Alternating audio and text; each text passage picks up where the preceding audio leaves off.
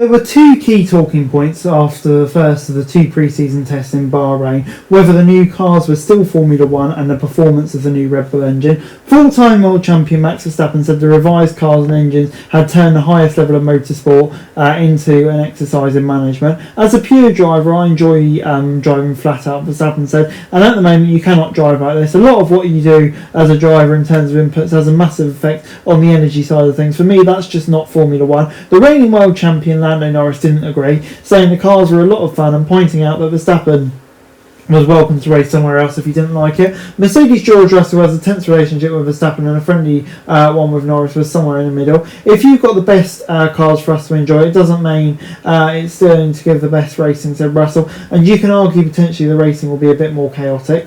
If you watch the hour's worth of coverage shown on TV at the end of each day, you might be wondering what all the fuss is about. The cars are clearly different in some ways from previous years, but they still look and sound reasonably like F1 cars. In the cockpits, though, they're very different.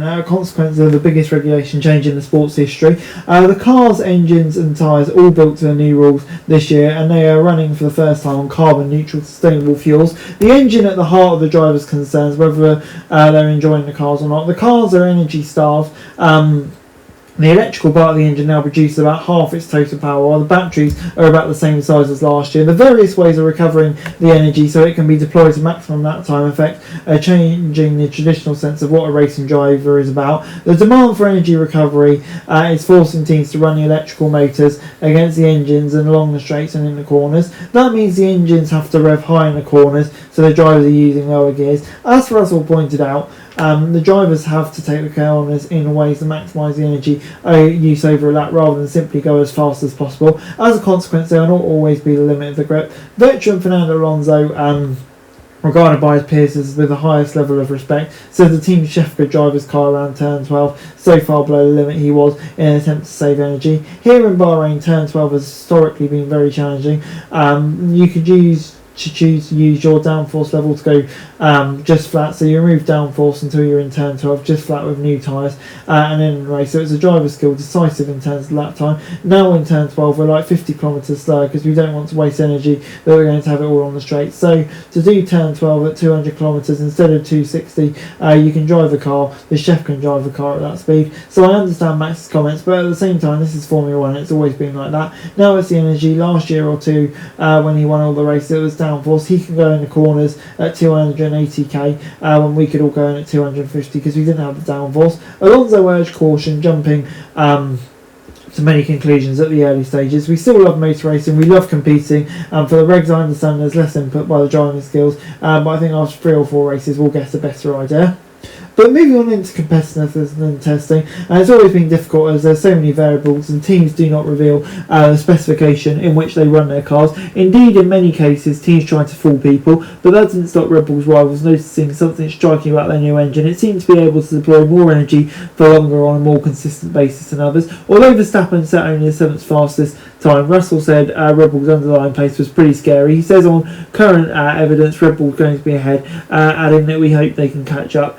Theo Ash, though, Red Bull's technical director, has rejected this, saying clearly the top 3 teams, Ferrari, Mercedes and McLaren, ahead of us. Race simulations are usually the best way of judging. Verstappen was constantly gaining around 0.6 of a second on a lap on Norris when they were running concurrently. Fuel loads and engine modes are not known, of course, but the quickest race simulation was done by Kimi Antonelli, who had a slight edge over Lewis Hamilton, who was matching his teammate Charles Leclerc, who did his times the day before, and that was quite a bit quicker than Lando Norris was managing at the same time. The complication here is that there may be an element of politicking involved, because in the background there is a rumbling row with engine rules with Mercedes at the centre. The rivals believe Mercedes has found a loophole in the rules to find the engine compression ratios. The claim is that allows them to comply with a rule that dictates the compression ratio as measured at ambient temperature, but then run the engine on track at higher ratio by a clever exploitation. Ferrari, Red Bull, Honda and Audi are all said to be pushing for the FIA preventing this by the first race. So when Toto Wolff described Red Bull as a benchmark, those were wondering whether it was an attempt to persuade them to stop implementing that rule, but perhaps Mercedes rivals were playing the game to. Verstappen described Wolff's remark as a diversion tactic. Leclerc said Mercedes were hiding a lot. On the competitive picture, according to Leclerc, Red Bull and Mercedes were both at the front with Ferrari looked behind, but it doesn't seem to be much of a gap for now. World champions McLaren said are a little difficult to understand, with Andrea Stella urging people to just be careful looking to what we've seen in testing. However, early indications definitely put Ferrari and Mercedes at the top of the list in terms of those who seem to be ready from a performance point of view. Behind the top four, it appears to be a gap in the region of 1.5 to 2 seconds for a midfield group comprising Haas, Alpine and Audi, followed by Racing Bulls and Williams. At the back are Cadillac and Aston Martin, who are one team being completely transparent about their performance. There's so much attention and expectation on Aston Martin with Alonso at the wheel and of course the legendary Adrian Newey at the helm with Honda, their new engine partner. But this year has started badly. The car is well off the pace, around 4 seconds, Lance Stroll said. Break that down over around the lap using GPS, and it seems about 1.5 seconds of it is from the engine and the rest from the car, which performs worse the slower the corner gets. How might this be possible? The answer seems to be a combination of the car design process being behind, partly because of Newey's late arrival, partly because the team are building their own gearbox for the first time ever, and Honda being behind because there's no clear answer to that one. Honda officially pulled out of F1 at the end of 2021 and dismantled much of its engine department before changing its mind in 23, but it still have people working on upgrading its existing engine in the meantime.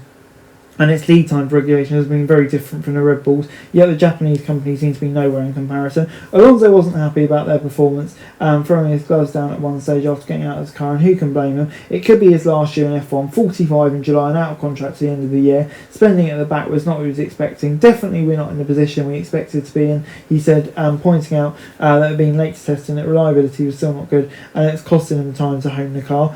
Pedro de la Resa, who's an ambassador for the team, said, looking back is always easy. If he started earlier, if Adrian had not been here on the 2nd of March, but a few months earlier, if Honda wouldn't have gone and then come back, if buts. Bottom line is we're slow, we're not where we want to be. Let's get a plan together, let's look at that, not back at what went wrong. It was many reasons. The important thing is we know what they are. That what gives us confidence that surely we can close the gap. Guys, that's it for this video. Thanks very much for watching. Remember to like, share and subscribe. Follow us on our socials, link in the description below for daily F1 news, meme and content. Subscribe to our other channels on screen right now, that'd be greatly appreciated. Thanks very much for watching. Peace out.